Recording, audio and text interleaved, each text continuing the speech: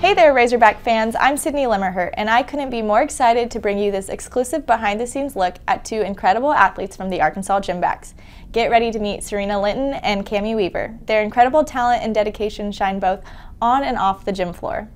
But before we dive into their stories, let's take a moment to give a shout out to our sponsor, the Everett Auto Group. They're the driving force behind Buick's See Her Greatness campaign, celebrating the achievements and empowerment of female athletes. With locations in Benton, Bryant, and Rogers, the Everett Auto Group is all about supporting women in sports, and we are so thankful to have them on board. Now let's get down to business. As your host for today's interviews and a former gym back, I understand the dedication and determination it takes to compete at the collegiate level. I'm excited to dive into the experiences and insights of Sirena and Cami, two incredible athletes who embody the Razorback spirit. It's time to hear their stories and discover what makes them true champions on and off the mat. So, hi guys, welcome. Hi. I'm excited to talk to you. Can you guys start off by telling me a little bit more about yourself, where you're from, and how you got into gymnastics? I'm from Phoenix, Arizona, and I did 4 years at Arizona before coming here. And I got into gymnastics just because I had so much energy as a kid, and I really just needed an outlet. And stuck with it, ran with it, and now we're here at the highest level as a Razorback. Yeah, the energy paid off. What about you? I have a similar story. I was really energetic as a kid, and I chose to go into gymnastics because I thought it was going to be a really exciting thing to do as a young kid. And I'm from Alabama, so it's not as big in Alabama, but we took it and took a chance with it, and came to Arkansas. You had some good college gymnastics to look up to when you were younger.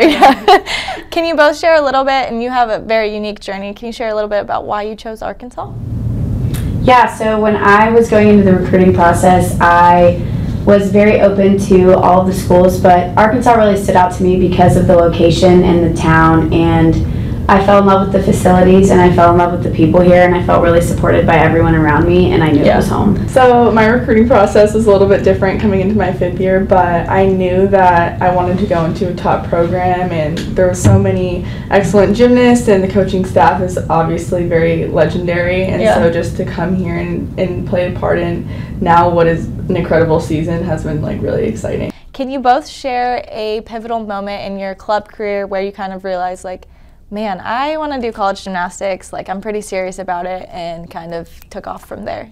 When I was younger, I remember being in middle school, and I was just now getting used to like social life and kind of making more friends in school than I was in gym.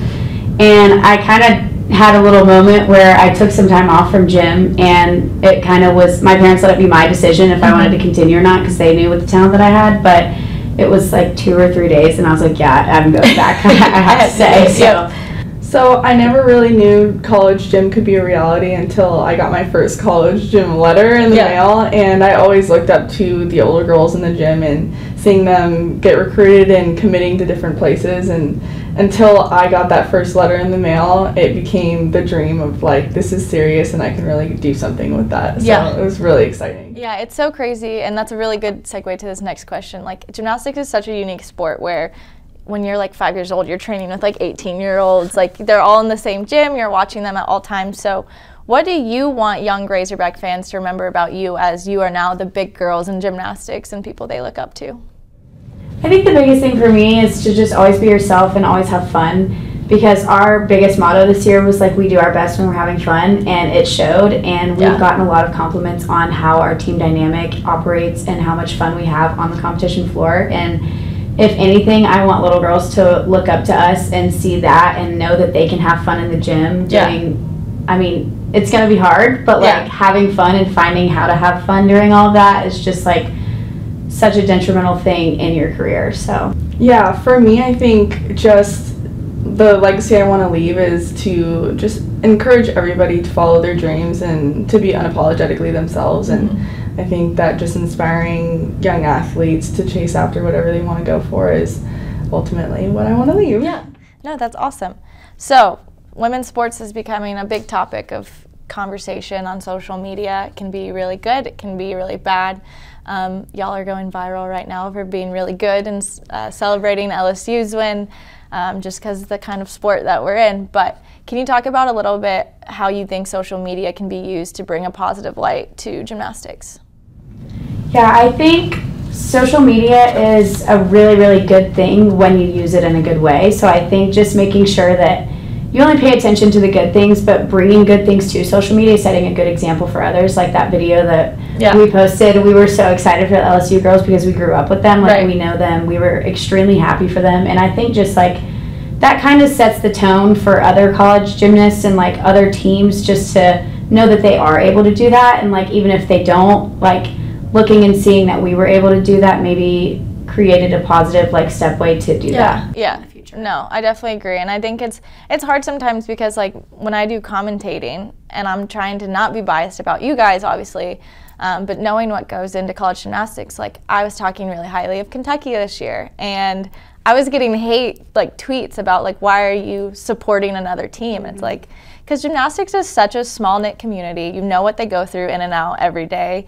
And like I'm trying to just be positive about everyone. Like it's so hard sometimes. I think exactly what you said, like we're in a community at the end of the day and we're all doing the same thing and we all have the same goals, and just to be able to empower each other and using social media to have that tool in order to reach out to other girls or to share and highlight other teams or our team. And that's what's most important about women's sports, is just continuing to get that coverage and to continue to empower others. Yeah, Arkansas Gymnastics, and you're going to bring a little bit different of a background coming from Arizona. So obviously y'all are at the highest like platform right now. You get all the social media stuff, you know, you get a lot of TV time now, but it wasn't always that way. And you came from a program that might have not been as big as Arkansas Gymnastics. So what advice would you have for girls that are still in programs like that, that are kind of discouraged by the lack of visibility of their team or their sport?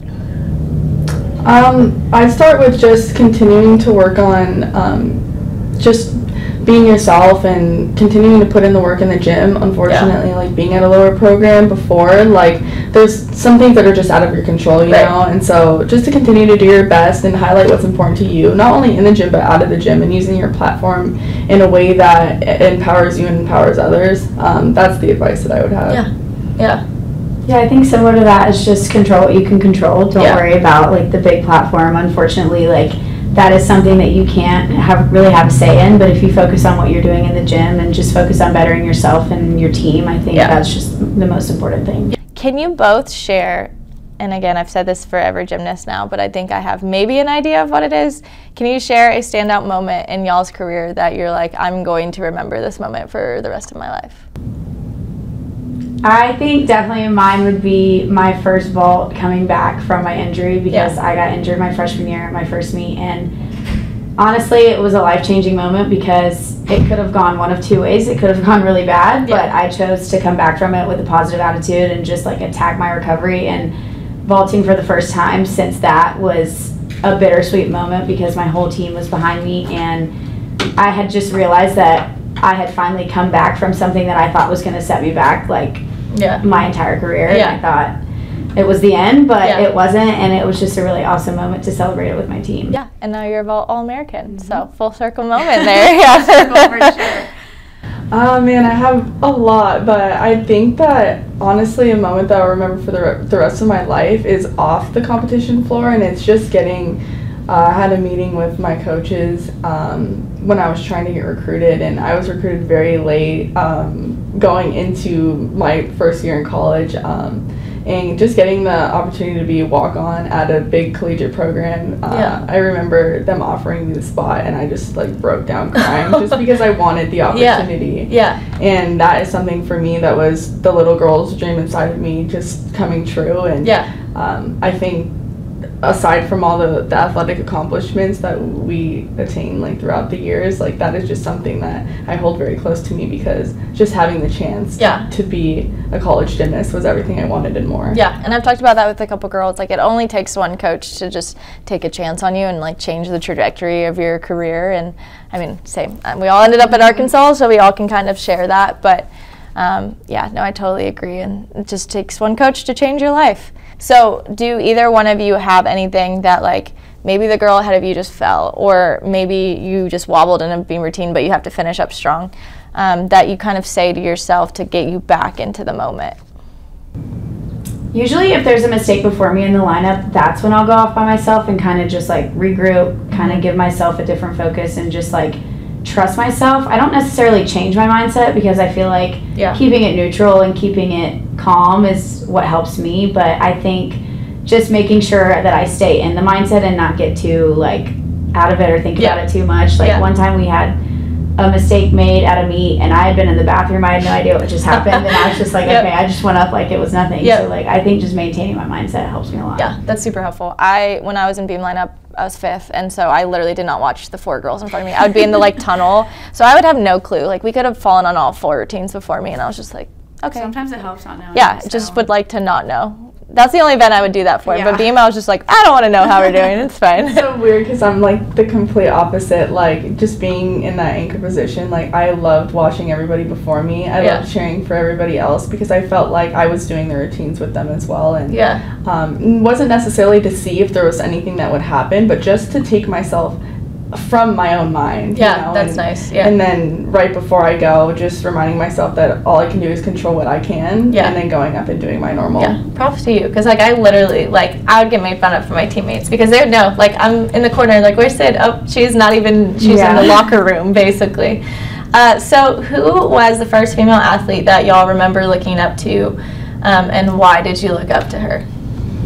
I remember watching the like Shawn Johnson, Nastia era, and I just like fell in love with both of them because like Nastia was so like graceful, so beautiful, like such a beautiful gymnast, and Shawn was more like the powerful one. But like watching both of them, like you could see both of their strengths, and I think just like having them to look up to, it was really fun to watch like growing up. Similarly, Shawn Johnson and Nastia for sure, but I honestly saw a reflection of myself when I did see Jordan, and it's so crazy how full circle it is to now like I've been an athlete of hers, but just to see the similarities and the intensity that she brings and the hard work and even through the adversity that she went through and then just rising to the top and accomplishing so many things and just being so inspirational. That was somebody that I continue to look up to this day. Yeah. Last question. How would you guys address any haters that you or your team or your sport might have, and kind of put a twist on it and bring more positivity to your sport? I think this year we, as a team, focused a lot on like tunnel vision and just blocking out outside noise and blocking out what people have to say. Like, for example, a lot of us deleted Twitter just so we didn't have to see anything because there's always going to be something that someone's going to say. But I think just making sure that you know who you are and you know who your team is, and I think keeping your culture and keeping respect for everybody around you no matter what, like it sucks, it's gonna hurt, like words hurt, but I think just making sure you keep your character and you keep seeing like what you want to see. Like if you read it, but just go to somebody, ask for help, just make sure you're taking it in a different direction and just keep that tunnel vision, honestly. Yeah, I love that. Honestly, the best response is no response, and so acknowledging the haters is not something that I usually do, but I think just knowing that our character and our work ethic and the time we put into our sport speaks so much louder than anything that anybody else could understand or say anything to. Yeah. So just doing what we know how to do and just being who we are kind of just kills them with kindness. Yeah. So. Well, thank y'all. This was awesome. Thanks for having us. Of course. That is a wrap for today's episode. I want to extend a massive thank you to the 2 phenomenal female athletes who joined us today. Your stories are the heart and soul of our podcast, and your greatness truly shines through with every word. I also want to express my gratitude to the Everett Auto Group for continuing to promote the See Her Greatness campaign. With locations in Benton, Bryant, and Rogers, they're not just in the business of selling cars, they're champions of celebrating female excellence in sports. To my listeners, I can't thank you enough for tuning in and being a part of this empowering journey. Remember, you can catch up on all of our episodes and stay connected with the latest from Everett's See Her Greatness campaign by following us on social media. Until next time, keep believing in your greatness, keep striving for your dreams, and keep celebrating the incredible achievements of women in sports. This is Sydney Limmerhurt signing off.